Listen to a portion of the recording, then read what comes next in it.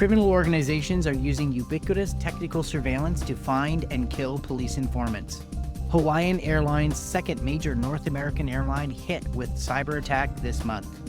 Bluetooth flaws could let hackers spy through your microphone, and U.S. Supreme Court upholds Texas porn ID law. This is Cybersecurity Today, and I'm your host, David Shipley. Let's get started. A stunning report by the U.S. Department of Justice's Office of the Inspector General has revealed an existential threat to the work of the FBI and other government agencies, so-called Ubiquitous Technical Surveillance, or UTS. UTS refers to the global proliferation of internet-connected cameras and the thriving trade in vast amounts of communications, travel, and location data. In the report, released late last week, it was revealed that a cybercriminal working for the Sinaloa drug cartel obtained an FBI official's phone records and used Mexico's surveillance cameras to track and kill the agency's informants in 2018. The incident was revealed in an audit of the FBI's efforts to mitigate the risks of UTS. The report details how the cartel operative identified an FBI assistant legal attaché to the U.S. Embassy in Mexico City. It showed how they were able to use the attaché's phone number to obtain calls made and received, as well as geolocation data.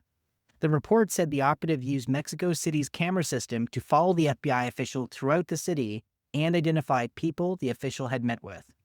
The cartel then used that information to intimidate and kill potential sources or cooperating witnesses. The collection of granular location data from people's phones has proven to be a double-edged sword for law enforcement and intelligence agencies. While they have benefited from UTS in their investigations, criminal organizations can also use those same tools to find and kill informants, a crucial resource that many complex investigations depend on. The audit report said technological advances since 2018 have made it easier for less sophisticated nations and criminal enterprises to identify and exploit vulnerabilities. It's faster and easier for them now more than ever. This is an example of cybersecurity gaps in critical infrastructure and the risk of unchecked data brokers pose in getting people hurt or killed, and it makes us all less safe. And this news comes after the assassination of former Minnesota House of Representatives Speaker Melissa Hortman and her husband Mark, with the discovery of a list of data brokers and instructions on how to use them found in the accused murderer's car. The assassin had earlier tried to kill Democratic State Senator John Hoffman and his wife, Yvette, in their home. John Hoffman was shot 9 times, and his wife 8 times. Both are recovering. The Hortmans were buried on Saturday. The killer had disguised himself as a police officer, and a list of dozens of other potential targets was found by police along with the names of 11 different data brokers. The list included notations about what services were free to use and how much information they required in order to obtain detailed data about the individuals being searched for, according to an FBI affidavit. Data brokers collect a vast amount of detailed information on all of us, including names, home addresses, phone numbers, as well as our relatives' names and home addresses, and publish that information online or trade it to other brokers. They typically require paid access, but anyone buying the data can do so without much or, if any, vetting. Lawmakers from various states have worked on legislation to force data brokers to delete data on politicians and law enforcement officers.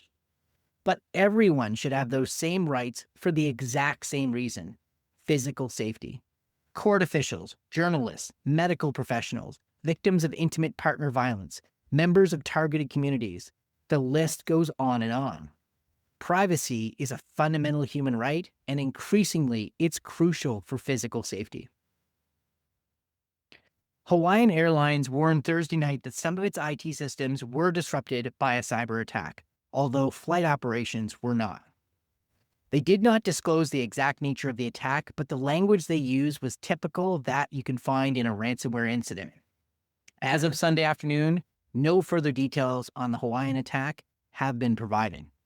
The attack comes a week after Canadian airline WestJet described it had also been the victim of a cyber attack. As with the Hawaiian Airlines incident, flight operations thankfully were not compromised. WestJet has since not disclosed any further details on its cyber attack, which also looks likely to be ransomware. Friday night, the FBI said that the notorious threat actor Scattered Spider was observed targeting major airlines. Scattered Spider refers to a loose collective of mostly English-speaking teenage males who work with the international ransomware gangs. The group was most recently behind over $600 million in disruptions to the food and retail sector in the UK, and it has turned its attention to the insurance industry, hitting Aflac earlier this month. Scattered Spider has been on a tear since 2025, with successful attacks on Dior, The North Face, Cartier, Victoria's Secret, Adidas, Coca-Cola, and United Natural Foods. The group gained notoriety for attacks on MGM and Caesars Palace. The key to Scattered Spider's success is their use of social engineering. They're prolific users of phishing by email, phone call, and text message. They've used SIM swapping hijacks to defeat multi-factor authentication. They've also used MFA fatigue, also known as MFA bombing, to get targets to approve access.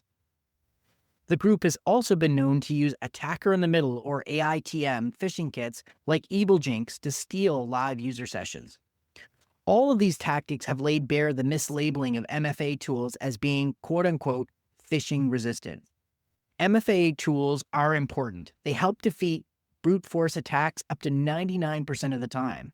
But a determined attacker, as shown, will find ways to defeat them if your people and processes aren't resilient as well. Scattered Spider has even gone so far as to social engineer domain registrars to take control of an organization's DNS records, to hijack mail routing or MX records, to capture inbound emails, and to take over a business app environment like Google Workspace or Office 365. Their latest successes use targeted attacks on help desk processes. They gather information from public sources like LinkedIn, then use social engineering pressure tactics to convince help desk teams to reset privileged user access or grant new access. And there is no easy technical solution to threats like Scattered Spider. It takes a combination of technology control, security culture, and process change. If you want to make your organization resilient to Scattered Spider and other threat actors now copying their highly successful tactics, you need to change your help desk processes. You need to ensure that your help desk personnel are incentivized to challenge access requests sufficiently. And stop measuring your help desk on access requests like it's a typical service request that should be solved as quickly as possible to the lowest level as possible. And additionally, if anyone in your organization, regardless of title, gives your help desk any trouble or disrespect for a more rigorous process, those individuals need to be called out. That's how you create a more secure culture. That's how you build resiliency to Scattered Spider. We can now add another set of Bluetooth vulnerabilities to the long list of ways devices can be hacked and turned into convenient Internet of Things wiretaps. More than 24 audio devices from 10 vendors use the same Bluetooth chipset that can be hacked for eavesdropping. Researchers confirmed that 29 devices from Beyerdynamic, Bose, Sony, Marshall, Jabra, JBL, JLab, Irismax, More Labs, and Teufel are affected. The list of impacted products includes speakers, earbuds, headphones, and wireless microphones. A chain of critical vulnerabilities can be leveraged to take over a targeted product. In some phones, an attacker within connection range may be able to even extract call history and contacts. These vulnerabilities were disclosed at the Trooper Security Conference by researchers at the cybersecurity company ERNW. They impact the ARIF-OA system on a chip, which is used in the True Wireless or TWS systems. The good news is that these vulnerabilities weren't remotely accessible over the internet. They rely on close proximity within standard Bluetooth range, which is typically about 10 meters or 33 feet, though newer versions of Bluetooth can reach up to 240 meters or 800 feet. Factors such as walls and competing radio traffic have huge impacts on Bluetooth range. The vulnerabilities tied to this are CVE 2025-20-700, which is a 6.7 on the severity score, or medium, missing authentication for GATT services. CVE 2025-20-701, another 6.7 medium, missing authentication for Bluetooth BR EDR, and CVE 2025-20-702, a 7.5 or high severity score, critical capabilities of a custom protocol. While the vulnerabilities as they were not remotely executable, the researchers did disclose that vulnerable device firmware could potentially have been rewritten to enable remote code execution. That would have laid the groundwork for a vulnerable exploit capable of propagating across multiple devices. It's not a stretch to see how criminals could use a vulnerability like this to create a chain of infected devices across law enforcement, informants, and others. Or, another example, how these kinds of vulnerabilities could be used to target politicians' devices, to harvest conversations, or to track them. Improving the security of digital devices everyone depends on is vital to improve the protection from all sorts of crimes, digital or very serious physical crime. Finally, a U.S. Supreme Court decision has upheld the legality of Texas's porn ID law.